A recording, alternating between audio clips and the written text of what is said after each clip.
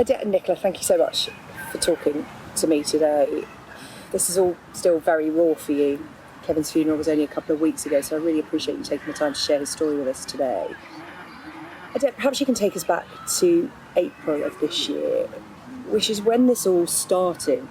Kevin knew something was up. Yeah.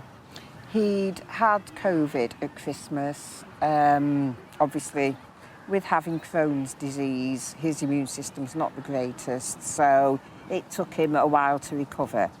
And in the meantime, he hadn't been having his treatment, which are injections that he gave himself.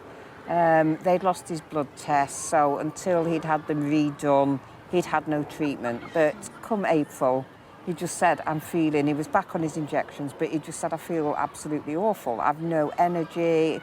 He was struggling to eat, and he was just sleeping all the time. And, you know, he just knew something. He just was very, very unwell. First port of call for Kevin, as it would be for any of us, is to pick up the phone to your GP to try to get an appointment. Odette, what happened with that? He would phone up every morning at 8 o'clock and be told there's no appointments available. By the time he finally got through, after being on hold for half an hour more, they were told all the appointments have gone, try again tomorrow. And this went on for 6 weeks. This is a story that's going to resonate with so many people watching, because that's what's happening at GP surgeries across the UK at the moment. Yeah. You know, as soon as your clock turns 8 o'clock, you pick up that phone and dial, redial until you can get through. Nicola, it got to the point where, as Odette said, it was 6 weeks. Kevin actually went to the GP surgery and sat outside until the receptionist came to open up. Yeah. I think he'd had a couple of telephone appointments, but again, it's not the same. It's not face-to-face. They can't see him. They can't do observations. And I think at one point they told him to buy a blood pressure machine to do his own observations. But yeah, that day he was so desperate. He walked to the surgery and sat on the steps and he got seen, but you shouldn't have to do that.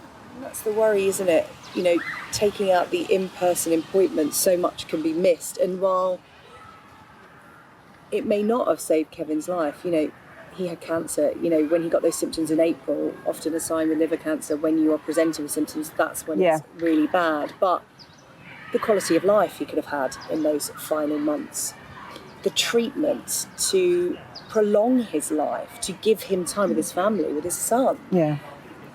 Do you feel that was taken away with him because he couldn't see somebody and sit opposite them like we are now? Absolutely.